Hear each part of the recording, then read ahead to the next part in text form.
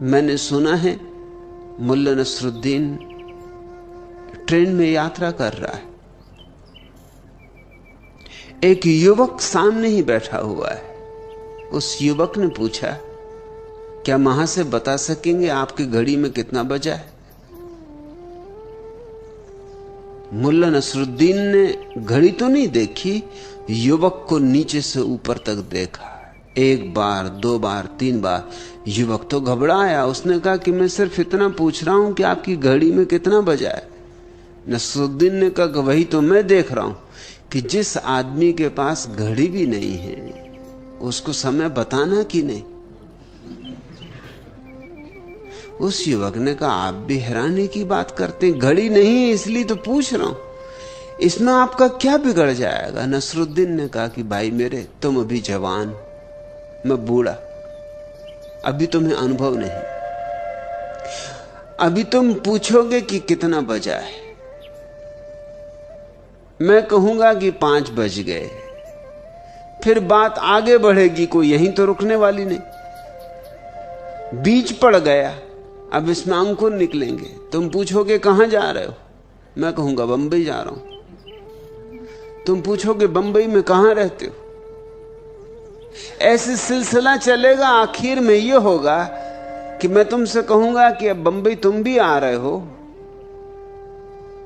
तो मेरे घर भोजन ले लेना, मेरी जवान लड़की।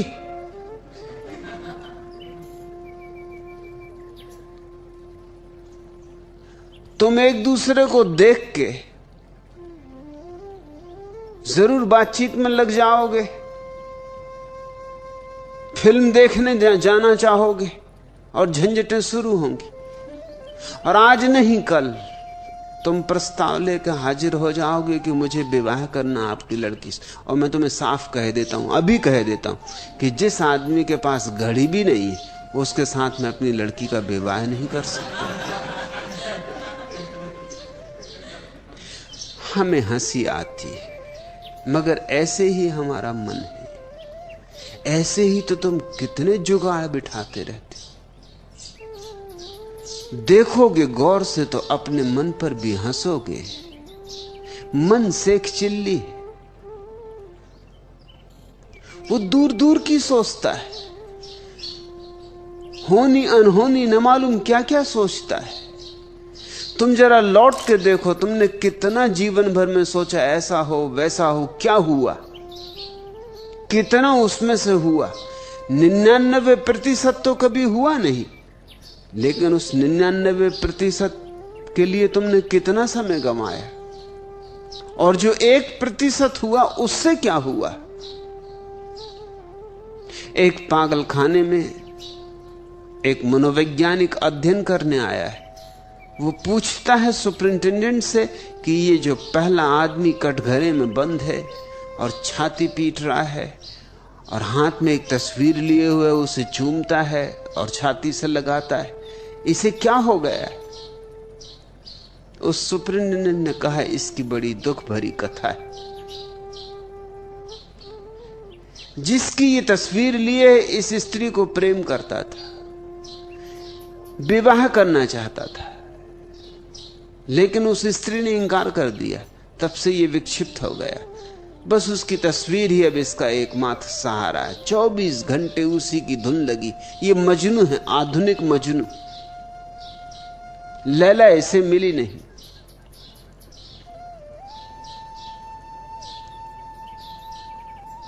थोड़े आगे बढ़े, दूसरे कटघरे में एक आदमी अपने बाल खींच रहा था, सिर पीट रहा था, दीवार में सिर मार रहा था। उस मनोवैज्ञानिक ने पूछा, इसे क्या हुआ? सुपरिंटेंडेंट ने कहा, आप न पूछते तो अच्छा था। इसने उस स्त्री से शादी की जिस स्त्री ने पहले आदमी को शादी करने से इंकार कर दिया था। जब से इसने शादी की तब से पागल हो गया। उस स्त्री ने इसे पगला दिया है। वो स्त्री इसकी जान खाए जा रही। एक विवाहित नहीं हुआ इसलिए रो रहा है, सिर पीट रहा है। एक विवाहित हो गया है इसलिए रो रहा है और सिर पीट रहा है। और ऐसा सारे जगत में घट रहा है। तुम पालोगे तो रोओगे। जिन्होंने पा लिया उनसे पूछो, उनकी आंखों में आंसू है। तुम नहीं पाओगे तो रोओगे, क्योंकि प्राणों में एक पीड़ा रह जाएगी, कुछ भी ना कर पाए। संसार का अर्थ ये वृक्ष, ये चांद तारे, ये आकाश, ये सूरज, ये नदी, पहाड़, ये लोग, पशु पक्षी, यह नहीं है। तुम्हारे तथाकथित महात्मा तुम्हें यही समझाते रहते हैं कि ये जो फैलाव है ये संसार है। नहीं, यह फैलाव संसार नहीं है। तुम्हारे मन का जो फैलाव है, प्रपंच मन का, वह संसार है। उस संसार से मुक्त हुआ जा सकता है। असंभव सा लगेगा शुरू में कि कैसे अपने अतीत से मुक्त हो जाओ, लेकिन अतीत है क्या सिवाय स्मृतियों के ढेर के? राख है, अंगार भी तो नहीं बची। राख से मुक्त होने में ऐसा क्या असंभव है? राख को ढोना मूढ़ता है। राख से मुक्त हो जाना सहज सरल बात होनी चाहिए। जो बीता सो बीता, अब उसको पकड़ के कहां बैठे हो? तुम्हारे हाथ खाली हैं। हाथ खोलो और देखो, वह जा चुका है। अब तुम रो तो भी लौट नहीं सकता। अब तुम लाख परेशान हो तो भी उसे वापस नहीं ला सकते। समय लौटता ही नहीं, इसलिए पीछे लौट लौट के जो देखता है वो व्यर्थ ही कष्ट पा रहा है। वो अपने को ही अकारण सता रहा है। और कितना समय उसमें जा रहा है, कितना बहुमूल्य वर्तमान तुम नष्ट कर रहे हो अतीत की स्मृतियों में। जीवित को मुर्दे के चरणों में झुका रहे हो, जीवित को मुर्दे के आगे समर्पित कर रहे हो, जीवित को मुर्दे के सामने बलि दे रहे हो। और या फिर भविष्य तुम्हें पकड़े हुए कि कल ऐसा करूंगा। कल तो आने दो। कल पहली तो बात कभी आता नहीं। कल कभी आते देखा है? जब आता है आज आता है। और आज को तुम खराब कर रहे हो उस कल के लिए जो कभी आएगा नहीं। और जब आज की तरह कल आएगा भी तो तुम्हारी आदत मजबूत होती जा रही रोज रोज आज को बर्बाद करने की कल के लिए। यह आदत सघन होती जाएगी, यह यंत्रवत हो जाएगी। आज तुम कल के लिए सोचोगे, कल जब आएगा आज की तरह तब तुम फिर कल के लिए सोचोगे। तुम कल भी यही कर रहे थे। जो बीत गया कल, तब तुम आज के लिए सोच रहे थे। लेकिन जियोगे कब? दो कलों के बीच उलझे तुम जियोगे कब? ये दो कल ही चक्की के दो पार्ट हैं जो तुम्हें पीस रहे हैं। इनके बाहर आ जाओ। ध्यान या साक्षी भाव इनके बाहर आने की विधि है। ध्यान का केवल इतना ही अर्थ है, जो है उससे इंच भर यहां वहां न जाऊंगा। मन भागेगा आदतों के अनुसार, वापस ले आऊंगा, फिर ले आऊंगा। ध्यान की जितनी विधियां हैं, अनंत विधियां हैं ध्यान की, लेकिन सबका मूल सार, सबका राज एक है। किस तरह चैतन्य को वर्तमान में ले आया जाए। जैसे विपस्सना है बुद्ध की परम विधि। जितने लोग विपस्सना से ज्ञान को उपलब्ध हुए, उतने लोग किसी और विधि से उपलब्ध नहीं हुए, क्योंकि बड़ी सुगम और सरल विधि है। मगर विधि क्या है? विधि सीधी साफ है। श्वास का बाहर आना, श्वास का भीतर जाना, इसे देखो। विपश्यना का अर्थ होता है देखो, अंतर्दृष्टि। बस देखते रहो, साक्षी बने। ये श्वास भीतर गई, ये भीतर पहुंची, ये क्षण भर ठहरी, ये वापस चली, ये बाहर गई, ये बाहर निकल गई, ये क्षण भर बाहर रुकी रही, ये फिर भीतर आने लगी। बस ये जो श्वास का वर्तुलाकार परिभ्रमण चल रहा है, ये जो श्वास की माला चल रही, इसको देखते रहो, कुछ मत करो। क्या होगा इसका परिणाम? इसका परिणाम कि तुम वर्तमान में जीने की क्षमता को उपलब्ध हो जाओ। श्वास वर्तमान है। बुद्ध ये नहीं कह रहे हैं जो श्वास जा चुकी उसके संबंध में सोचो, जो अभी आने वाली है उसके संबंध में सोचो। वो कह रहे हैं जो अभी है, भीतर जा रही उसके संबंध में, बाहर जा रही उसके संबंध में। श्वास के साथ ही डोलते रहो।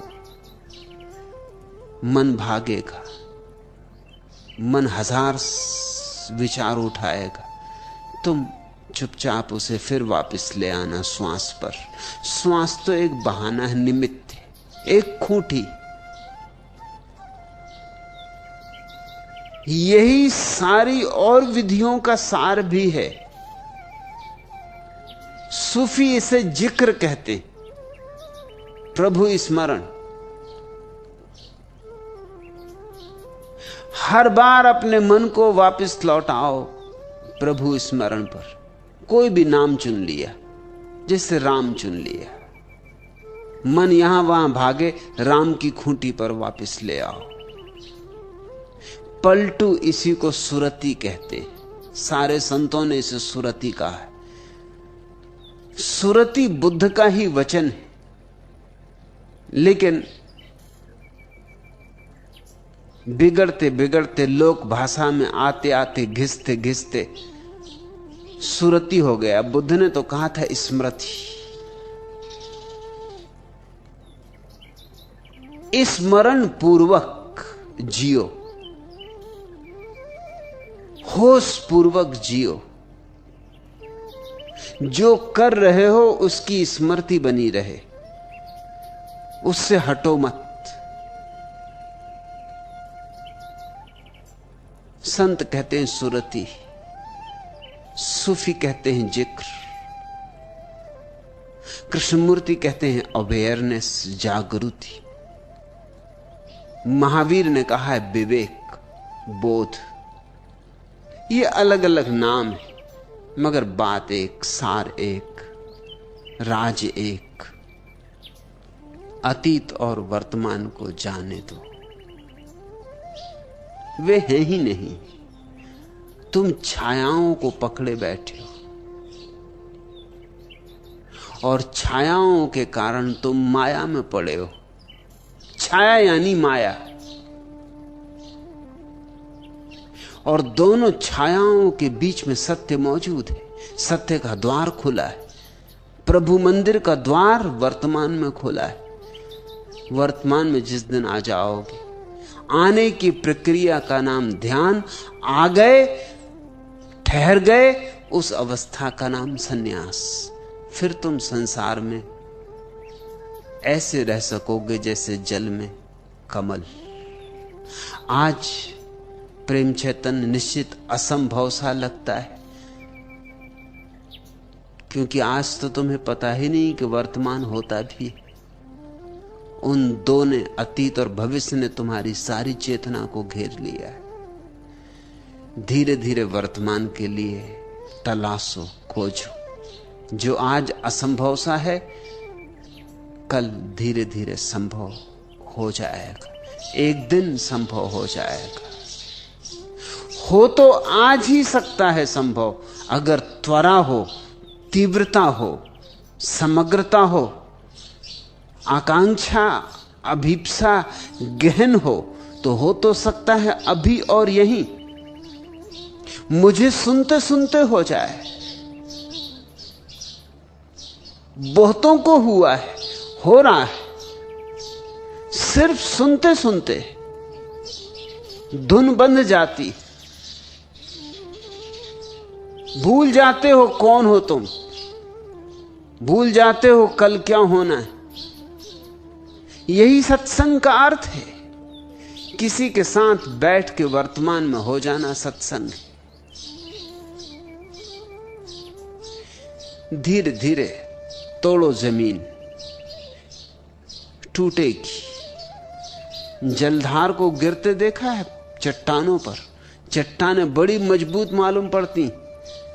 पहले सोचोगे तो लगेगा असंभव है कि जलधार कभी चट्टानों को तोड़ पाएगी, लेकिन रस्सरी आवत जात है, सिल पर पड़त निशान।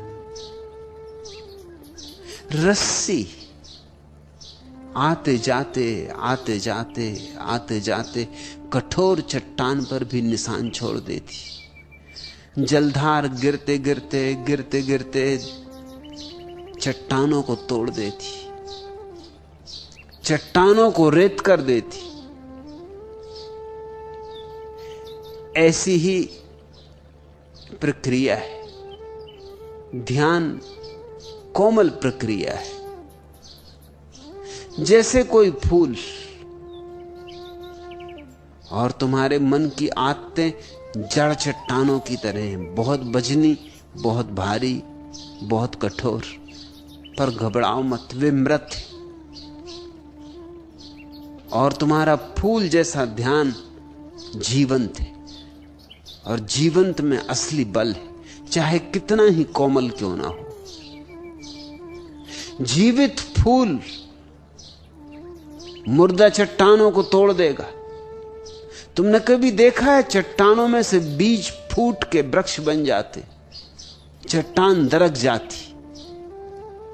जीवित था बीज, चट्टान को तोड़ गया, वृक्ष फूट आया। चट्टानों से वृक्षों को निकलते देखकर तुम्हें हैरानी नहीं होती कभी? अद्भुत शक्ति होगी जीवन की। छोटा सा बीज कितनी ऊर्जा लिए था। न केवल खुद टूटा, न केवल अंकुरित हुआ, चट्टान को तोड़ गया है। ऐसी ही आज जो बीज की तरह है ध्यान, कल वृक्ष बनेगा। उसमें फूल भी आएंगे और फल भी आएंगे, महक सुगंध भी उठेगी। चिंता ना लो। असंभव सा लगता है लेकिन संभव होता है, ऐसा मैं अपने अनुभव से कहता हूं। मुझे भी असंभव सा लगता था।